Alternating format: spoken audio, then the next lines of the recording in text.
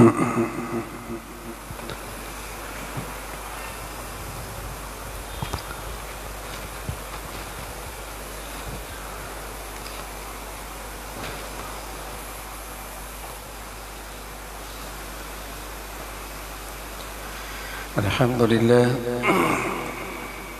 لله والصلاة والسلام على سيدنا محمد وعلى آله وأصحابه أجمعين.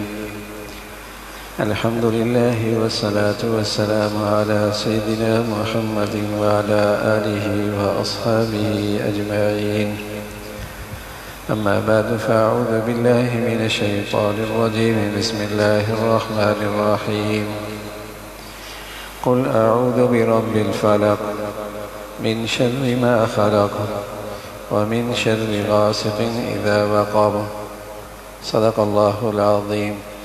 اللهم صل على سيدنا محمد وعلى آل سيدنا محمد وبارك وسلم. اللهم صل على سيدنا محمد النبي الأمي وعلى آله وأصحابه وسلم.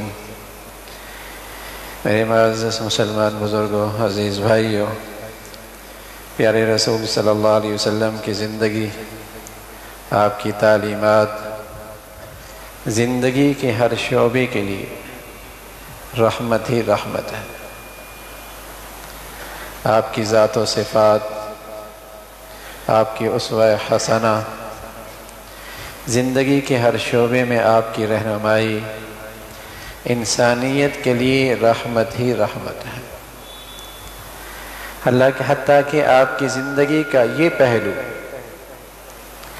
آپ کی زندگی کا یہ پہلو، آپ کا بیمار ہونا، آپ کا تکلیف میں آنا، یہ بھی آپ کے لیے بھی رحمت ہے، امت کے لیے بھی رحمت ہے. آپ علیہ السلام کا تکلیف میں آنا، حاسدوں کے حسد کا اثر پڑنا، حاسدوں کی شرارت کا اس سے آپ کو تکلیف میں آنا، یہ آپ کے لیے بھی رحمت ہے اور انسانیت کے لیے بھی رحمت ہے. جس میں یہ پیغام ہے کہ دنیا میں آئے ہو اور اس بات کی ہوس کرنا دنیا میں تکلیف نہ آئے،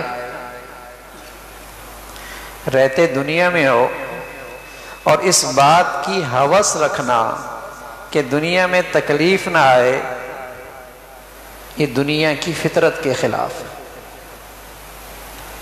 جب دنیا میں آئے ہو تو اس دنیا میں تکلیف بھی ہے، راحت بھی ہے، صحت بھی ہے، بیماری بھی ہے، خوشگواری بھی ہے، ناگواری بھی ہے. وہ جنت ہے جہاں صرف راحت ہی راحت ہے. وہ جہنم ہے جہاں صرف مصیبت ہی مصیبت ہے. دنیا میں آئے ہو تو یہاں اللہ کا پیغمبر ہے اور پیغمبروں کے امام ہیں، محمد الرسول اللہ ہے. اس دنیا میں کوئی ولی ہے، کوئی قطب ہے، کوئی ابدال ہے، کوئی اللہ کا بہت ہی پیارا ہے، لیکن دنیا میں رہ رہا ہے. تکلیف تو آئے گی،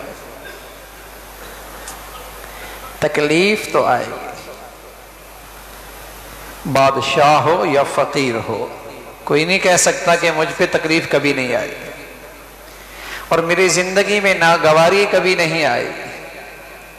اس دنیا میں اس کی ہوس رکھنا کہ دنیا میں تکلیف نہ آئے، بڑی نادانی. اس دنیا میں یوں جیو کہ اس دنیا میں تکلیف کے جھونکے بھی آئیں گے، راحت کا سلسلہ بھی ہوگا، آزمائش بھی ہوگی، نجات بھی ہوگی، حفاظت بھی ہوگی. تو رسول اللہ صلی اللہ علیہ وسلم کی زندگی میں تکلیف آئی، لیکن چونکہ آپ رحمت تھی، وہ تکلیف آپ کے حق میں، اور امت کے لیے بھی آپ کی تکلیف رحمت تھی، جس میں پیغام تھا کہ جب تکلیف آئے تو اس سے نجات کیسے پائی جائے. جب زندگی میں ناگواری اور مصیبت اور پریشانی آئے، دنیا میں کوئی غم آئے، دنیا میں کوئی پریشانی اور تکلیف آئے تو اس سے نجات کی صورت کیا ہے؟ تکلیف تو آئے گی. بچے دنیا سے چلے جاتے ہیں، باپ چلا جاتا ہے، کاروباری حالت متاثر ہو جاتی ہے، صحت چلی جاتی ہے، معاشی حالات پہ حالات آ جاتے ہیں. دنیا ہے، اس دنیا کے اندر یہ ساری تکالیف کا سلسلہ ہے. لیکن ان تکالیف میں راحت کیسے ملے، سکون کیسے ملے، چین کیسے آئے؟ تو رسول اللہ صلی اللہ علیہ وسلم نے اپنی سیرت سے اور اپنی خوبصورت اسوہ سے اور اپنی خوبصورت زندگی سے، جو سراسر رحمت ہی رحمت ہے، امت کو پیغام دیا. اعوذ برب الفلق من شر ما خلق. میں اس رب کی پناہ میں آتا ہوں جو فلق کا رب ہے اور ساری تکالیف اور اس کے اسباب کا پیدا کرنے والا ذات، خالق اور مالک، میں اس کی پناہ میں آنا چاہتا ہوں، اس کی پناہ میں آنا چاہتا ہوں. یعنی تکلیف اور آزمائش اور ناگواریوں کی حالت میں کوئی آدمی اللہ سے فریادیں کرے، اسے دل و جان سے پکارے، اس کے اور قریب ہو جائے، اس کے دربار میں عاجزی اور انکساری اور تضرع کا اظہار کرے. وَاسْتَقْبَلُوا أَمْوَاجَ الْبَلَاءِ بِالدُّعَاءِ وَالتَّضَرُّعِ، خوب گر گڑائے، خود اس کے سامنے آؤ زاری کرے، اس ذات کے سامنے. اگر یہ کرے گا تو یا تو یہ تکلیف ہی چلی جائے گی، یا تو یہ تکلیف ہی چلی جائے گی. اور اگر تکلیف نہ بھی گئی، اگر کسی حکمت سے، اللہ کی حکمت ہے، تکلیف نہ بھی گئی، تو میرے عزیزو، اس اللہ کو پکارنے والے شخص کی زندگی میں جو تکلیف ہے وہ اس کے حق میں رحمت بن جائے. دیکھنے میں زحمت، حقیقت میں رحمت. عین اس تکلیف میں بھی، عین اس پریشانی میں بھی، عین اس آزمائش میں بھی، اس بیماری کے اندر بھی اسے دل کا سکون نصیب ہوگا، اسے دل کا اطمینان نصیب ہوگا، اسے صبر نصیب ہوگا. یہ آواز کس چیز کی؟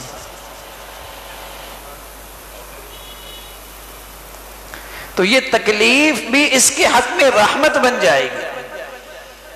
اگر اللہ کو پکارتا ہے دل و جان سے، اور دل کا اطمینان کا ہو جانا تکلیف میں اور پریشانی میں اور بیماری میں اور آزمائش میں، دل کا سکون آ جانا اور صبر آ جانا اور اللہ کے فیصلے پہ راضی ہو جانا، یہ اس بات کی علامت ہے کہ یہ تکلیف اس کے حق میں عبادت، یہ تکلیف اس کے حق میں رحمت، یہ تکلیف اس کی خطاؤں کی معافی کا ذریعہ، یہ تکلیف اس کی درجات کی بلندی کا ذریعہ.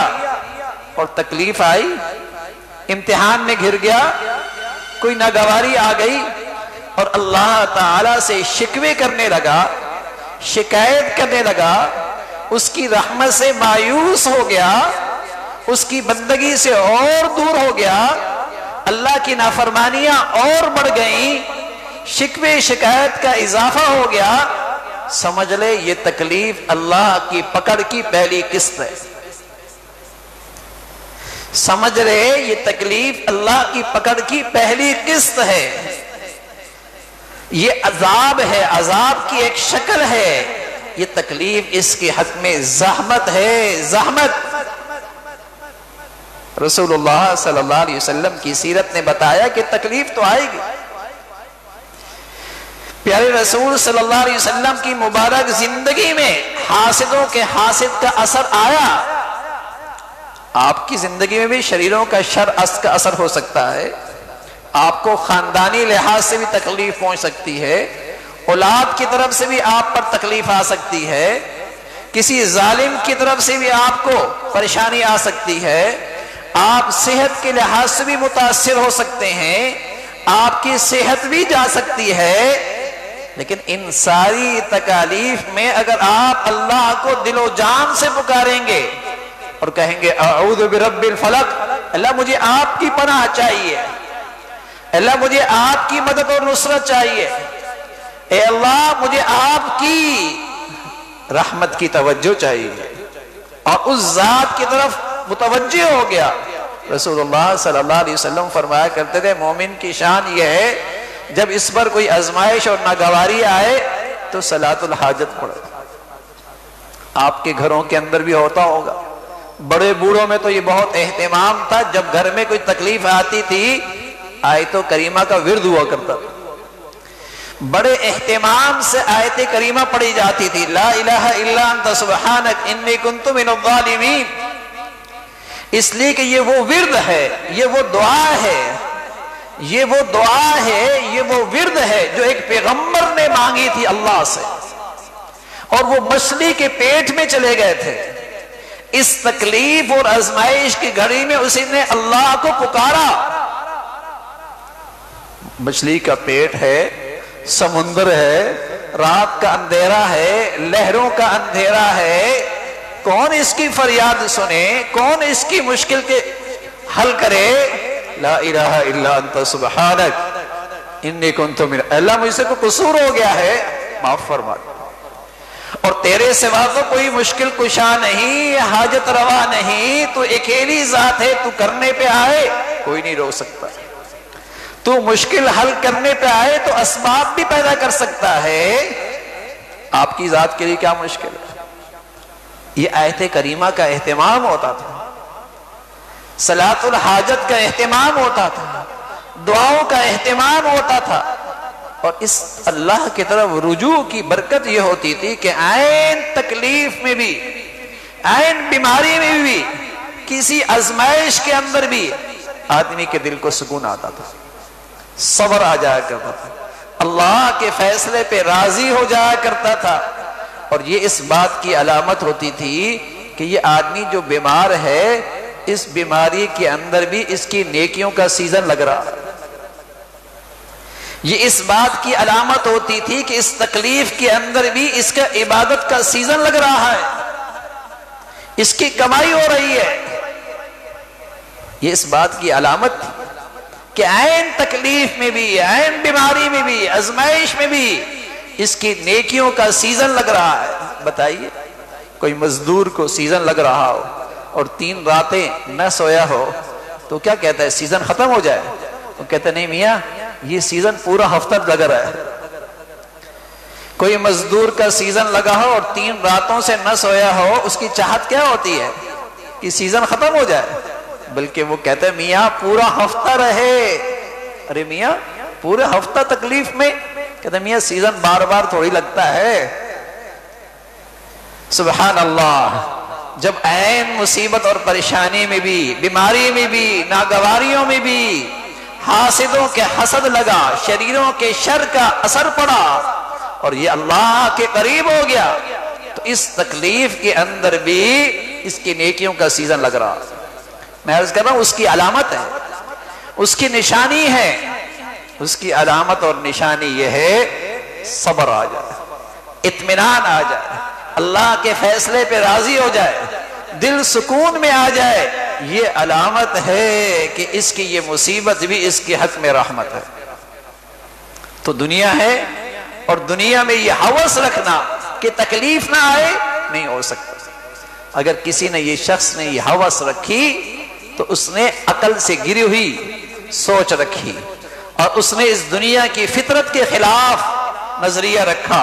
اس دنیا کی فطرت میں تکلیف ہے، وہ تو آئے گی، ولی پر بھی آتی ہے، صحابی پر بھی آتی ہے، نبی پر بھی آتی ہے، نبیوں کے امام پر بھی تکلیف آئی ہے، لیکن ان کے حق میں رحمت بنی ہے، اور ان پر وہ جو رحمت بنی ہے ساری انسانیت کے لیے پیغام ہے کہ تم تکلیف کی بھی اپنے حق میں رحمت بنا سکتے ہو۔ آج چونکہ تکلیف اور مصیبت میں اللہ کی طرف رجوع نہیں ہے، اللہ کی طرف رجوع نہیں ہے، اللہ کو راضی کرنے کی فکر نہیں ہے، تو مایوسی ہے، ڈپریشن میں ہے، ڈپریس ہے، اور بعض تو اس قدر پریشان اور مایوس ہوتے ہیں، اتنے اندر سے بزدل بن جاتے ہیں کہ خودکشیاں کرتے ہیں۔ اور سبحان اللہ، کوئی مصیبت اور تکلیف میں اللہ کی طرف رجوع کر لے، اللہ کو راضی کر لے، تو اس کا تو نیکیوں کا سیزن لگ جائے گا۔ تو دنیا میں یہ ناگواری آئی، پھر یہ شرارت اور یہ تکلیف بس اوقات جنوں کی طرف سے ہوتی ہے اور بس اوقات انسانوں کی طرف سے ہوتی ہے۔ من شر الوسواس الخناس الذي يوسوس في صدور الناس من الجنة والناس۔ بس اوقات یہ تکلیف شیاطین کی طرف سے آتی ہے، بس اوقات یہ تکلیف جنات کی طرف سے آتی ہے، اور بس اوقات انسان نما شیطانوں کی طرف سے آتی ہے۔ ہر ایک کی طرف سے آ سکتی ہے یہ پریشانی، تکلیف، لیکن اس موقع پہ کرنے کا کام کیا ہے؟ جزا فضا، بے صبری، شکوی شکایت، مایوسی نا، اس موقع پہ اللہ کے قریب ہو جاؤ، اس ذات کو پکارو محتاج بن کے۔ بس اوقات آدمی زبان سے پکارتا ہے، دل سے نہیں پکارتا، اور اس کی زندگی میں کوئی چٹان ہوتی ہے گناہ کی، جو اللہ کی پناہ میں جانے میں رکاوٹ بن رہی ہوتی ہے۔ اس کی زندگی میں کوئی اللہ کی نافرمانی ہوتی ہے، جس کی وجہ سے یہ اللہ کی پناہ میں جانے میں رکاوٹ بنتی ہے۔ اس لیے بھائی، جب بھی اللہ کو ساتھ لینا چاہتے ہو تو اللہ نے طریقہ بھی بتایا ہے، وَقُلْ رَبِّ اغْفِرْ وَارْحَمْ وَأَنْتَ خَيْرُ الرَّاحِمِينَ۔ سب سے پہلے یوں کہو، رب اغفر، اللہ مجھے معاف فرما، اے اللہ میں تیری رحمت کا محتاج ہوں، مجھ پہ معاف فرما۔ اور بھائی، جب درخواست جس ذات نے قبول کرنی ہے اس کے الفاظ بھی وہ خود دے دے کہ یوں درخواست پیش کرو، تو اس درخواست کی قبولیت تو یقینی ہے، اس دعا کا قبول ہونا تو یقینی ہے، وہاں تو رد ہونے کا کوئی تصور ہی نہیں ہے۔ تو اللہ رب العزت دعا کے انداز بھی خود بتا رہے، وَقُلْ رَبِّ اغْفِرْ وَارْحَمْ، یوں کہو اللہ معاف فرما۔ سب سے پہلے اپنی زندگی میں جو گناہ کی چٹان ہے اسے ہٹاؤ، پھر اللہ کی پناہ میں آؤ۔ وَارْحَمْ، اس لیے پیارے رسول صلی اللہ علیہ وسلم کی زندگی میں ہے، آپ کی مبارک سیرت کا یہ خوبصورت پہلو ہے۔ آپ سے پوچھا گیا، یا رسول اللہ کو کون سی دعا سب سے زیادہ پسند ہے؟